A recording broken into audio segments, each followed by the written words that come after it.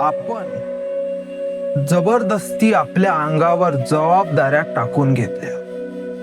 विचार करा, तुम्ही स्वतःला प्रश्न विचारा की कोणकोणत्या जबाबदाऱ्या महत्वाच्या आहेत, ज्या न केल्यात आपण मरूनच जाणार.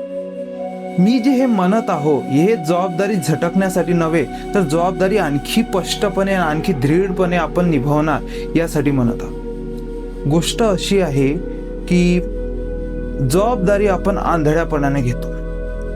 आंधळेपणाने घेतल्या, त्या आंधळेपणाच्या मांग आपण तरी आंधळे राहतो, पण एक गोष्ट राहते, एक मेंदू राहते, किंवा आपण म्हणू शकतो मी राहतो, तो एवढं गणना करते, एवढं कॅल्क्युलेशन करते की तुम्ही सांगू नका.